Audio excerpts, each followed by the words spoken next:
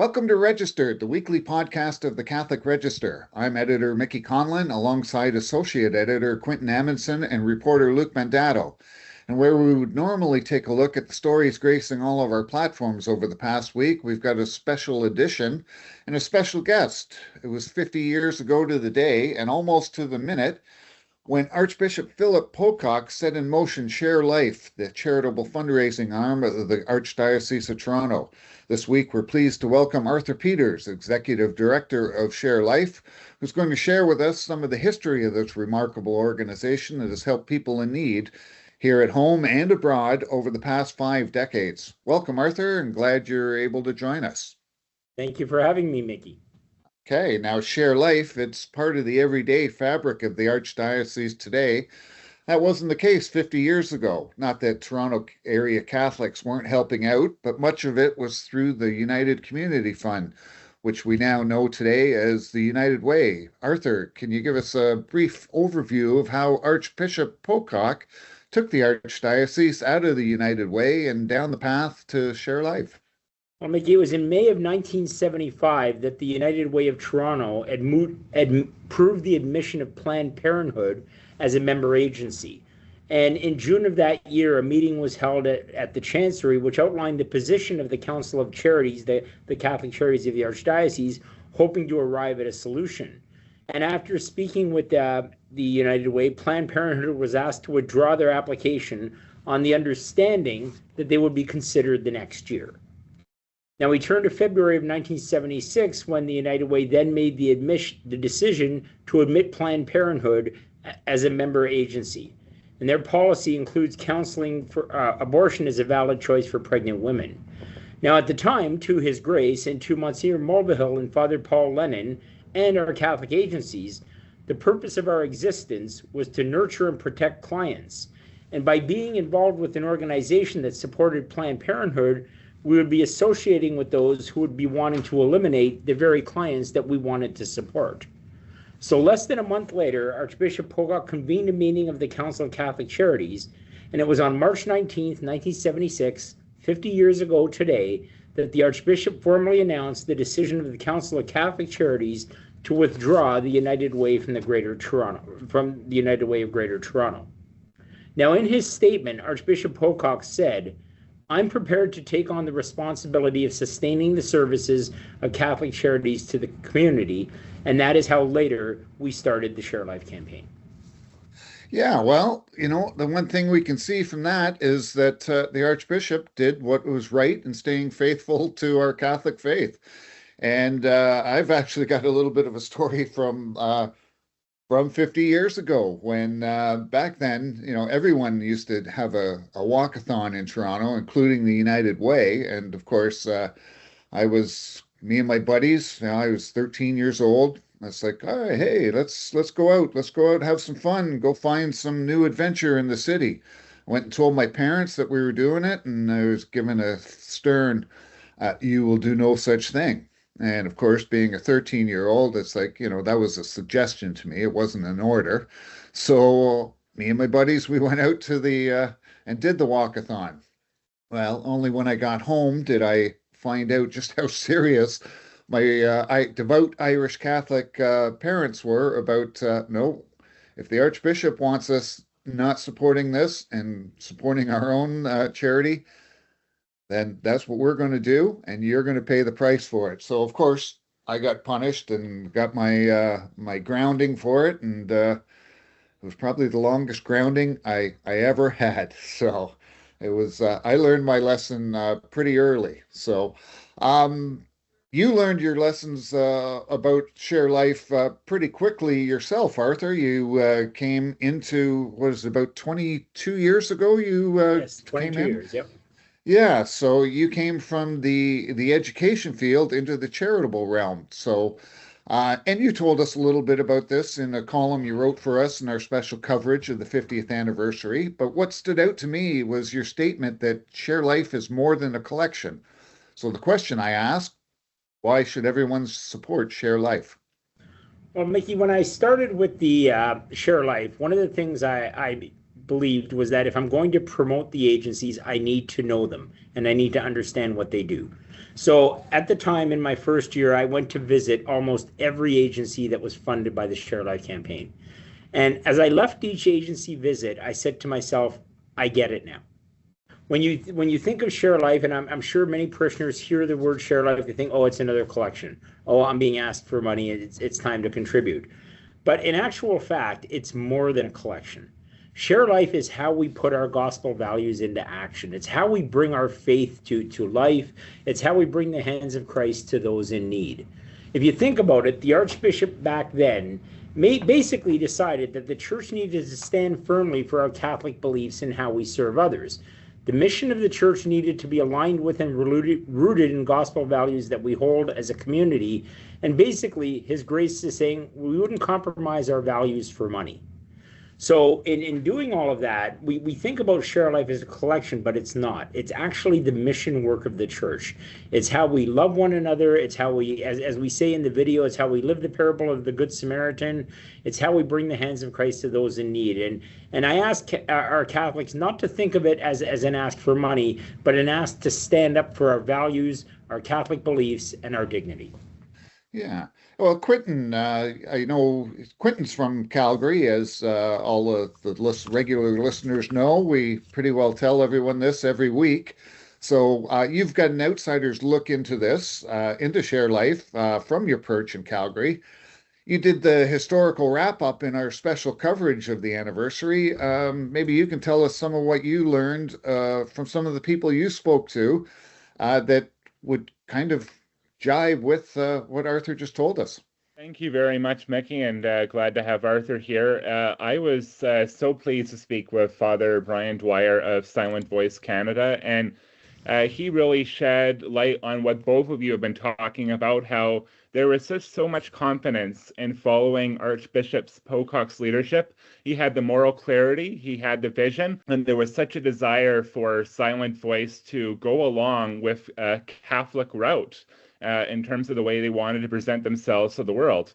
And Peter Meehan really was able to delve deep and helping me understand how this really humble guy didn't really seek the spotlight, but know how to use it, especially on March 19th, 1976, just how he was able to really confidently lead ShareLife, what it would become down the road. And what was very key was that he was gifted at the science of fundraising and making a case for support. So Arthur, I know that you were very involved, Mickey, you as well, with the door-to-door appeals. Just how influential was that innovation and getting ShareLife to take flight in those early years? Well, in the beginning, as I mentioned, Archbishop Pocock said, I am prepared to take on sustaining the services of Catholic Charities to the community. He was so confident in his position that he would ensure that the Catholic agencies would be funded from within the Catholic community. So later in the first year, we started with the corporate campaign, and the following Lent started with our first annual ShareLife appeal. And back then, the technology that we have today wasn't there, so parishioners went door to door. Teams were set up in parishes, lists were made, and parishioners knew that they would be approached, and parishioners would go knocking door to door to their fellow Catholics and would ask them if they'd be willing to support ShareLife either with a donation that day or a pledge. And then they would come back to the church after they'd done their run and report their results. And all of the results in the parish were then formed into what was then the ShareLife office to get a tally on how we did. Now, I do remember, and I was 8 years old when Archbishop Pocock made the announcement, but I do remember going door to door with my parents, and driving, because not every Catholic lives side by side, of course, but driving door to door and asking people if they would make a contribution. I can remember my parents doing that. And quite honestly, over the last couple of months since we've been talking about the 50th anniversary, we've had many parishioners call us and say they can remember doing that. They can remember being a captain in a parish. They can remember, one lady wrote to us and said that she remembers parishioners would come back to her house, report the results, and then they get soup and a sandwich from her to thank them. But that went on in the beginning, and of course we had the schools campaign as well. and also a corporate campaign, because as I mentioned, it started with a corporate campaign until the early 90s when we switched to a direct mail campaign. And the direct mail campaign is still in place today. That is our primary source of revenue. The funds we receive from our parishioners is the primary source of revenue for ShareLife. We also have a corporate campaign, we have a schools campaign, we have an employees campaign, and then there's donations from different foundations and other groups as well. Perfect. And you mentioned the technologies and the innovations. And as Mickey alluded to, when I started with the Catholic Register 6 years ago as our correspondent, one of the very first stories I did was talking to you and so many of the other great Catholic charities about how you were adapting to the COVID pandemic. And there had to be an adoption of new technologies, and ShareLife did it as well as anybody, perhaps better than most. And you were able to set a lot of records over the past 6 years since that global health emergency. Just how important has innovation and adaptability been in sustaining the vibrant footprint that ShareLife has in the Archdiocese of Toronto? We're always looking for new ways and new ideas on how people can support the campaign. Social media, of course, in the last few years has become a big way that people are able to promote. So we're constantly promoting ads on social media. We're now sending e-blasts out to parishioners, and we do that on a regular basis, not just to ask for funds, but also to let people know how their ShareLife dollars are being put to work. So that's one of the ways that we're able to convey the message of ShareLife, is not just about the money, but also letting people know how their support is making a difference in the community. One of the newest things that we've been doing in the past year is the introduction of ways where people can contribute using what's called a tap device. So we've introduced we've been working with a company called Tip Tap Pay, and many parishes now have that for their offertory. We do have a device for ShareLife as well, that when I go and speak in parishes and my staff go and speak in parishes, we take that with us, and people are able to tap and make a donation as well. So another thing that we've also put a focus on is monthly donors, inviting parishioners to become monthly donors.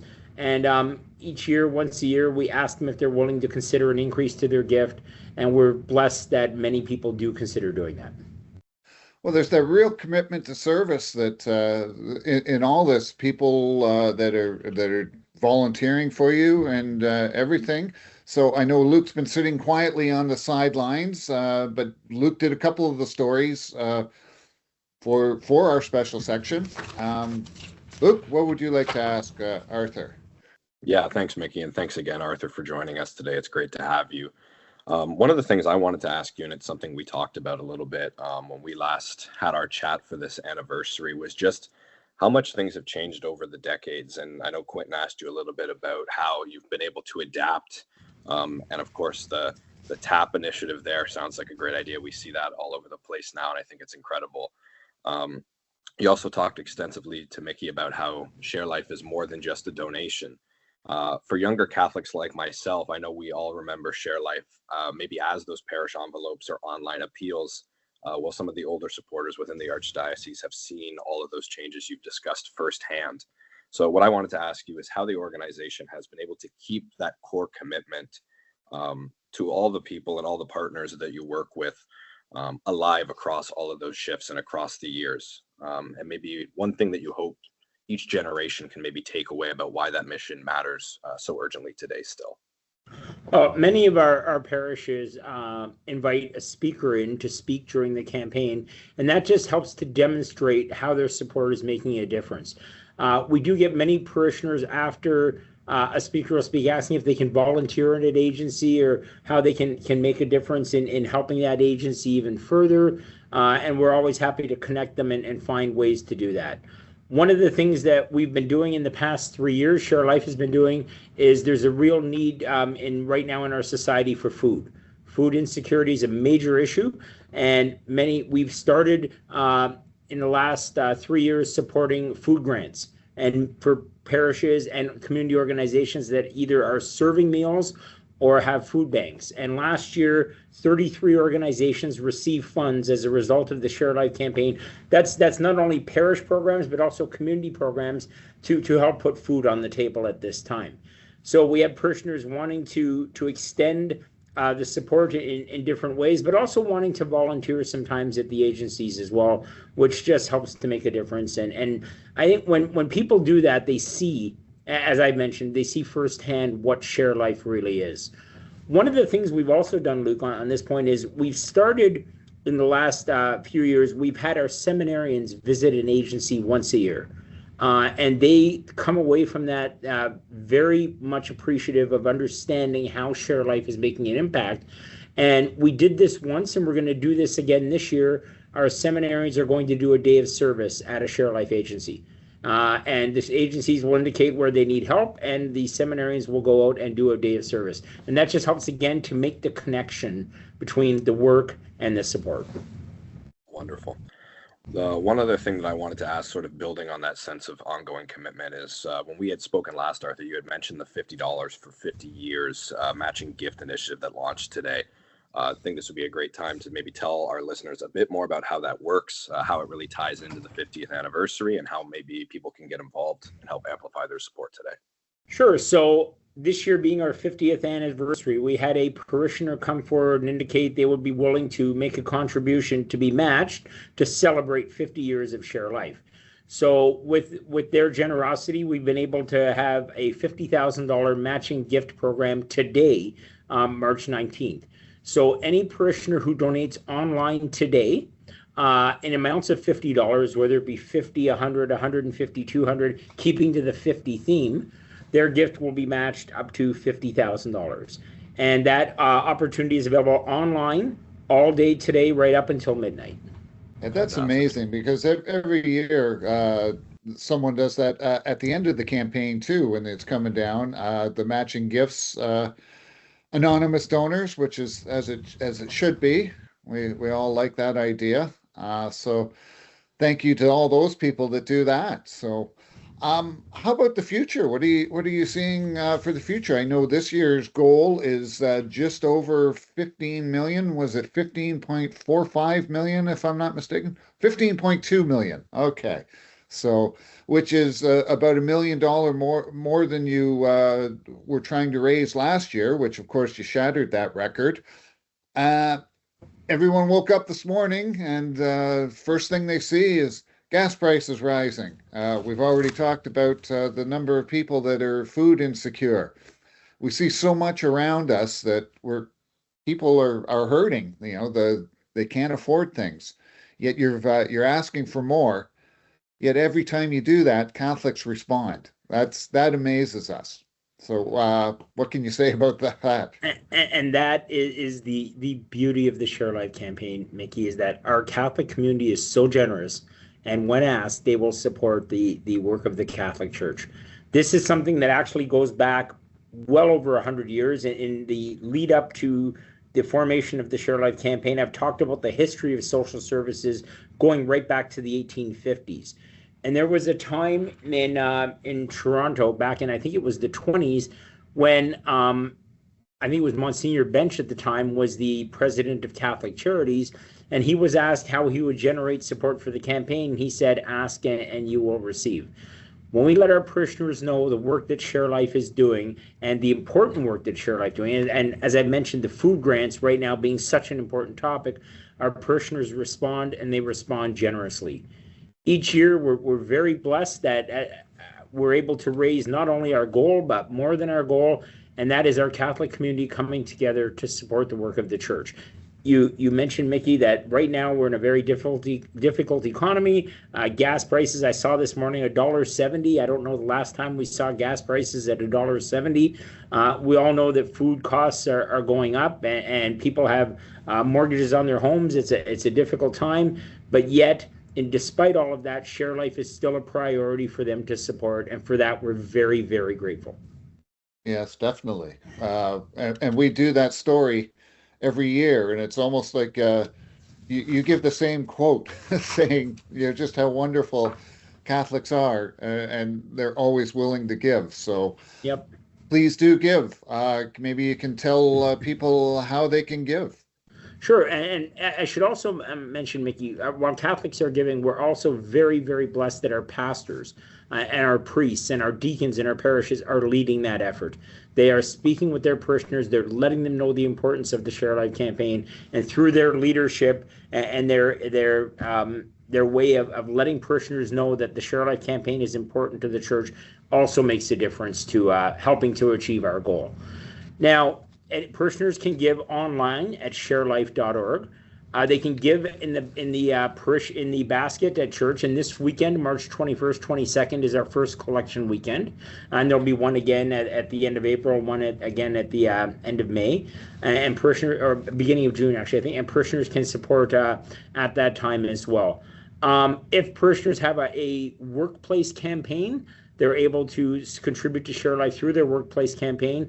And in some cases, companies will match their gift. So they should check and see if the company will be willing to match their gift. And if so, there's a paperwork process that we can support to do that. But we do have many parishioners that indicate to us that their company will support their gift as well. Parishioners can leave gifts of securities. Gifts of securities is one of the best ways to give to support the campaign. And we do receive a lot of gifts of securities. If anybody would like to do that, they can contact the Share Life office. We can help them with that.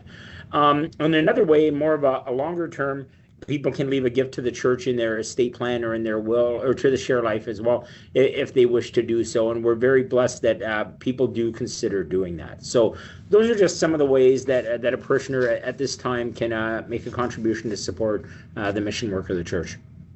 Yeah, so again, anyone out there, just you can go to sharelife.org and you can find out all the ways you can give.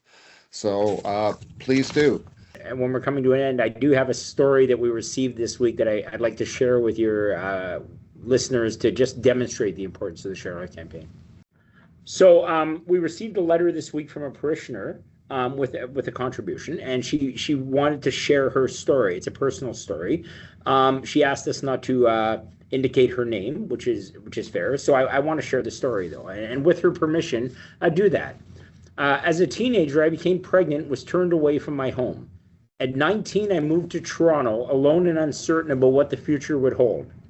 Rosalie Hall and the Misericordia Sisters welcomed me at a time when I had nowhere to turn. The sisters who ran the home in those years showed kindness, compassion, and quiet strength to young women like me who were frightened and lost. Their care gave me stability during one of the most difficult moments of my life. I gave birth to a daughter who was placed for adoption. And recently we were able to reconnect. She's now married with 3 children of her own, and meeting her again has been meaningful and emotional experience for me. Looking back, I know that without Rosalie Hall, I don't know where I would have turned or how different my life might have been. While their programs have evolved and grown with the times since those early days, their commitment to supporting women and young families remains. For that reason, I continue to support Share Life each year, in gratitude for the help I received and in the hope that others will find the same compassion and support when they need it most. And as I read this story, I thought to myself, if you want to know why we do Share Life, it's right there. That's why we do it. Excellent, excellent. All right, well, I think we're going to leave on that wonderful note there. So I'd like to thank Arthur for joining us. This has been fantastic, and congratulations to 50 years of Share Life, and we're looking forward to the next 50 already. So, well, and thanks you guys for joining me. And remember that thank you all to our listeners for joining as well. You keep us going. So to keep abreast of what's going on in the Catholic world, don't forget to check out catholicregister.org every day. And of course, to donate to Share Life and find out some more of these stories like Arthur just shared with us, go to sharelife.org. Thanks again, and we hope to see everyone next week.